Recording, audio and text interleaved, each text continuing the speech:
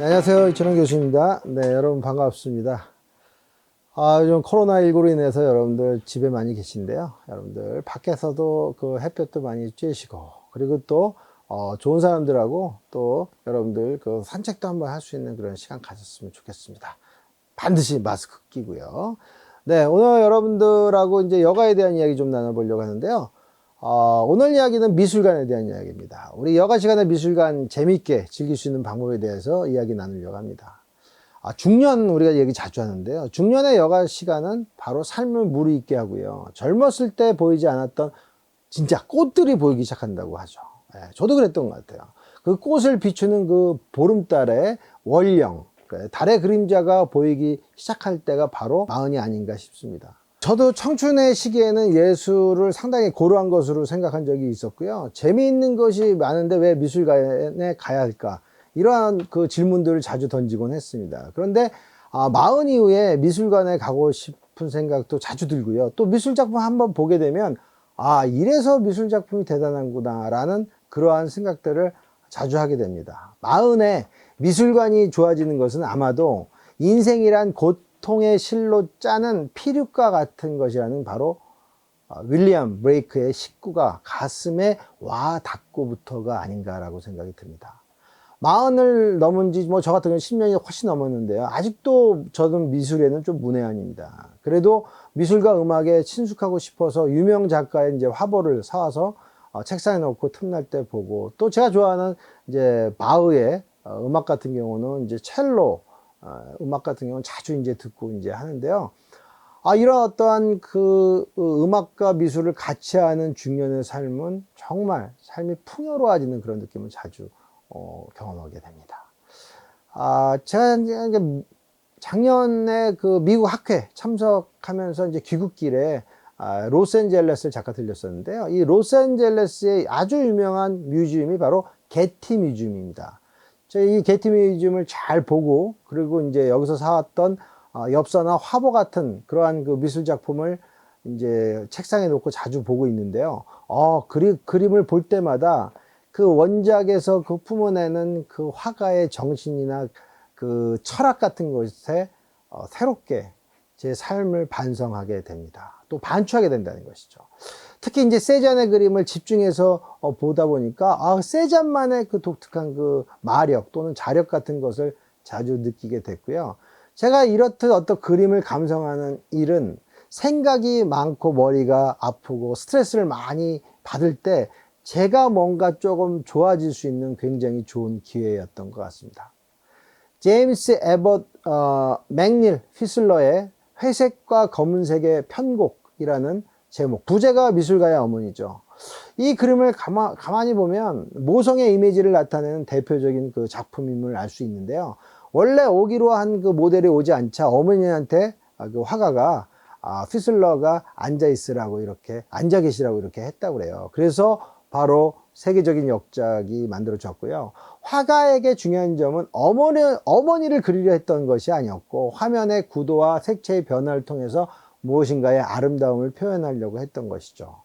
화가의 의지와는 다르게 이 그림을 보면 진짜 이상하리만큼 마음이 편안해집니다. 가만히 앉아 계신 어머니의 그 모습에서 인고의 세월을 견디신 그 모습, 그리고 그걸 견뎌야 낼 수밖에 없는 그 여성의 위대함을 발견하기 때문이죠.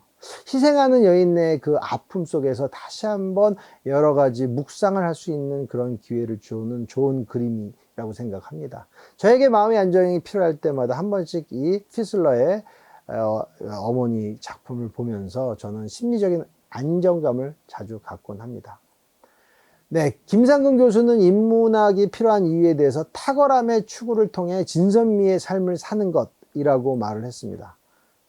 그에 따르면 그리스 시대 현자들이 말하는 진리의 세계로 로마 시대의 리더들이 강조한 윤리적인 선한 생활, 그리스 시대의 탁월함을 재창조하는 그러한 어떤 그리스 시대의 아름다움에 대한 탐색이 진선미의 삶을 사는 것이라고 이야기를 했죠.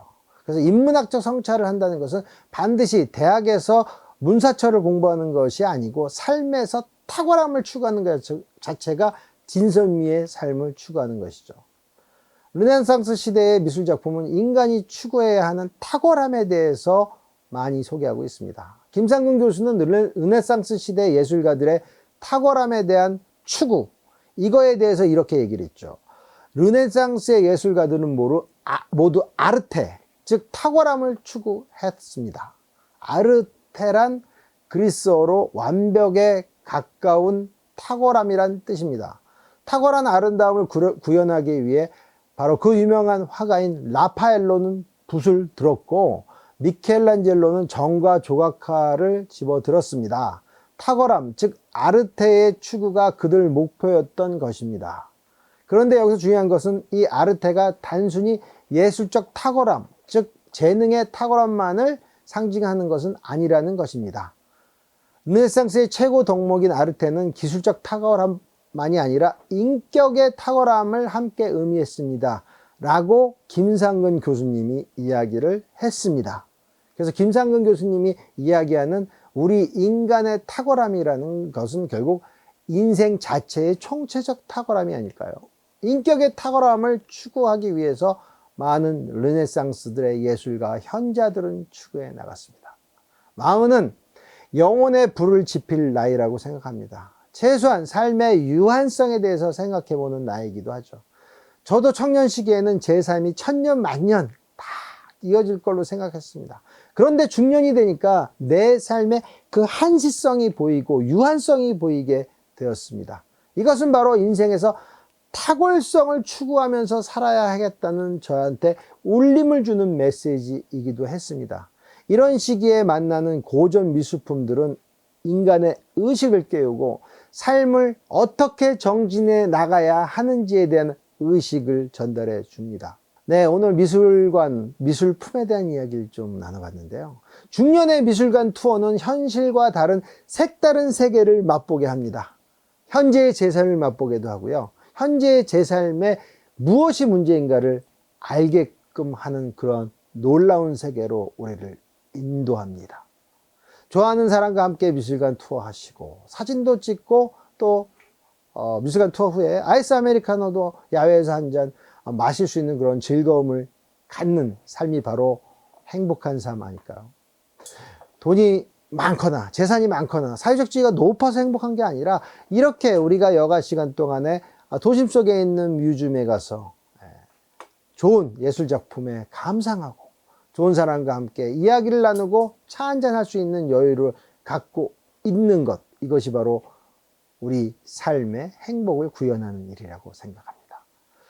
네, 여러분들 행복한 삶 사시기 바라고요. 여러분들이 더욱더 열심히 예술의 세계 속에서 우리 삶에 눈을 뜨기를 바라면서 오늘 스포츠 인문학TV 미술관에 또는 미술품에 대한 이야기 나눠봤습니다. 네, 여러분은 여러분들 삶의 별입니다. 네, 고맙습니다.